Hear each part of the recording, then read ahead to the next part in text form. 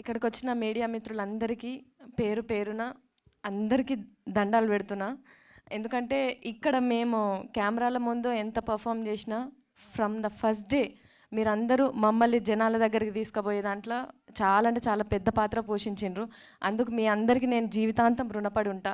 And ఇప్పుడు cinema గురించి అంతా వీళ్ళందరూ చెప్తూనే ఉన్నారు. ఏదో నేను ఉడతభక్తి సాయం మాత్రమే చేసినా కానీ కష్టం ఈయనది, ఫలితం అందరిది.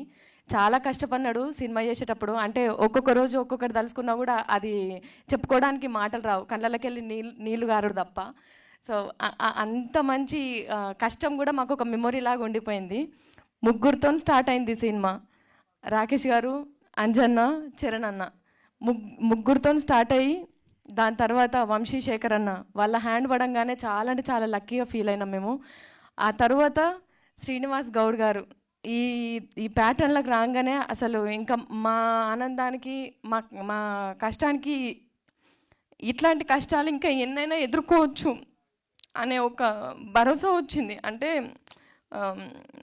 ఒక మంచి జరిగేటప్పుడు ప్రకృతి దానంతట అదే అన్నీ క్రియేట్ చేసుకుంటుంది అన్నట్టు. ఈ సినిమా స్టార్ట్ చేసిన దగ్గర నుంచి చరణ్ అన్న అప్రోచ్ అయిన విధానం కావచ్చు, అంజీ అన్న దగ్గరకు వచ్చిన విధానం కావచ్చు, వంశీ శేఖర్ అన్న వాళ్ళు వచ్చిన విధానం కావచ్చు, సినిమా రిలీజ్ డేట్ ఫిక్స్ చేసుకున్నాం రిలీజ్ అవుతుందో కాదో అని చెప్పి డైలమాలో ఉన్నప్పుడు శ్రీనివాస్ గౌడ్ గారు ఒక దేవుళ్ళలాగా వచ్చి మేము రిలీజ్ చేస్తాము అని చెప్పి హామీ ఇచ్చిన విధానం కావచ్చు, మాకు చాలా అంటే చాలా ఇంకా అంటే మేము ఫ్యూచర్లో ఇంకా సినిమాలు చేస్తాం కావచ్చు, ఇంకా కష్టపడతాం కావచ్చు. కానీ ఈ ఈ సినిమా ఇచ్చినంత మెమొరీ కానీ, ఈ సినిమా ఇచ్చినంత రిలేషన్స్ కానీ, అంటే ఇవన్నీ మేము జీవితాంతం కాపాడుకుంటే మాకు అదే పెద్ద కోట్ల ఆస్తి అనుకుంటా. నేను ఈయన లైఫ్లోకి వచ్చేటప్పుడు సింగిల్ని, అంటే నాకు నిజంగా కూడా ఒక సర్కిల్ మెయింటైన్ చేయడం నాకు రాదు. నేను సింగిల్గానే ట్రావెల్ అయినా, సింగిల్గానే నా కెరియర్ నేను స్టార్ట్ చేసిన. ఈయన లైఫ్లోకి వచ్చిన తర్వాత ఈయన ఏదైతే క్రియేట్ చేసుకున్నాడో ఒక ఆ లైఫ్ లాంగ్ నేను ఈయనకు తోడుండి కాపాడుకుంటే అదే నాకు బిగ్ అచీవ్మెంట్ అనుకుంటా నేను. అందుకే ఈయనతో చాలాసార్లు చెప్తాను, నాకు ఇది సంపాదించుకోవాలి, అది చేసుకోవాలి, నేను ఇట్లా బతకాలనేది నాకేం లేదండి. మీరు సంపాదించుకున్న వాటిని నేను కాపాడుకుంటే నా జన్మ ధన్యం అది అని చెప్పి. సో నిజంగా ఇంతమంది ఉండి ఏ సినిమా చేసినా, మీరు ఎక్కడ అడుగుపెట్టినా, మీరు ఎవరు చేయి పట్టుకున్నా వాళ్ళు నిజంగా ఒక ఫెవికల్ లెక్క మీతోని అతికిపోయి ఉంటారు.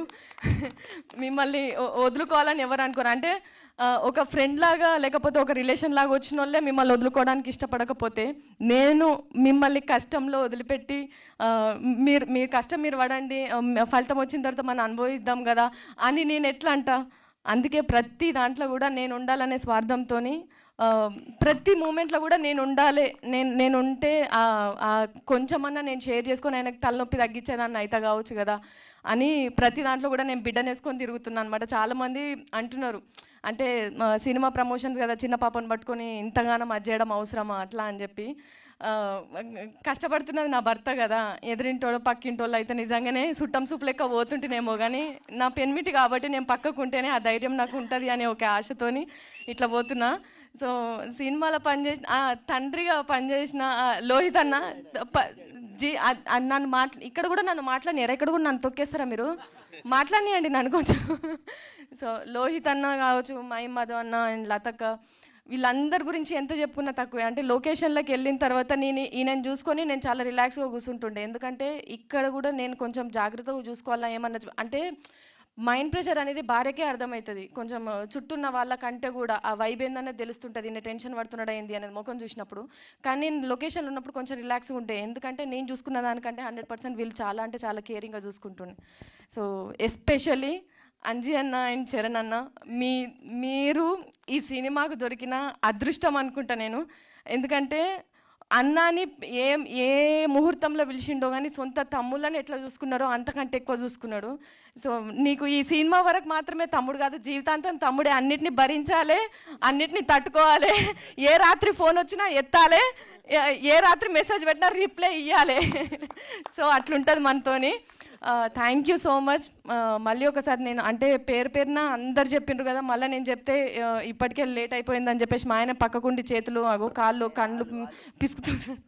So so thank you so much అందరికీ. సార్ ఒక్క 5 minutes